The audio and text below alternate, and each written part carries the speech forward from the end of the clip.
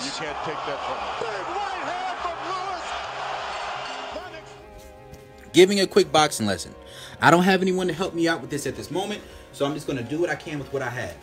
But this is the reason why most boxing coaches don't teach people to use the peekaboo style.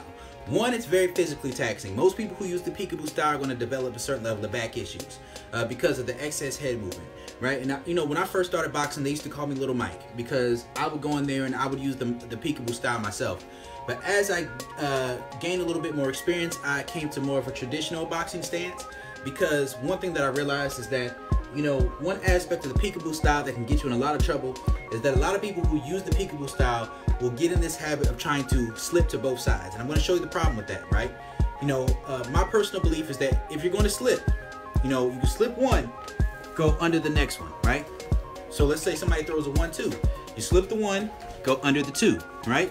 And you can do it different ways. You can counter, you can split the jab, right hook to the body as you're going under, split the jab, right hook to the body, or you can, you know, throw the jab to the body, overhand right.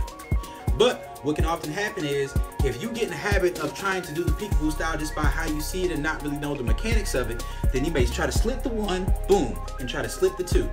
And every once in a while, you may get lucky for a little while if somebody throws just a basic 1-2 straight down the pipe. You'll slip the 1, then you'll slip the 2. But someone who's experienced, someone who has skills, someone who's taller than you, especially someone's taller and has power, then what'll just happen is they'll throw the 1-2, they'll bait you, they'll throw the 1, track your head, and as soon as you come back around, boom, they hit you with a right hook, right? This is how Lennox Lewis knocked out Mike Tyson, right? So you slip the 1, if you try to come back right there, you're gonna get hit. You're gonna get hit eventually. I'll hit you like that. So the thing is, you slip the 1, and then you go under the 2, right? You slip the 1, you go under the 2. And if you're on the other side, let's say you want to take more of an offensive posture, and you're worried less about your safety and more about trying to knock the guy out, then you may, instead of being on this outside of this is the jab hand, right?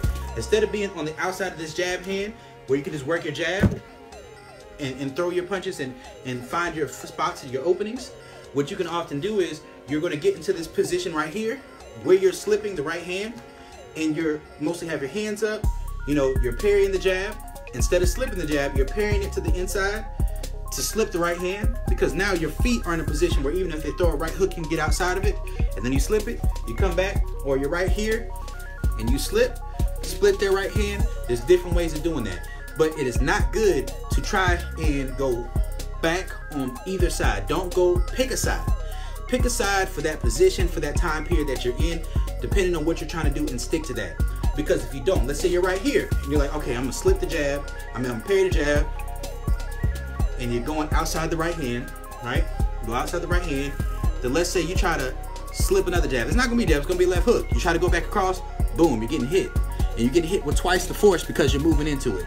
So what you just need to know is pick a side that you're slipping to, and making sure that you're either parrying or going under or getting outside of completely that other hand, instead of trying to slip to both sides. That's the issue with the peekaboo style. That's the reason why most coaches don't teach it when people first come into the gym.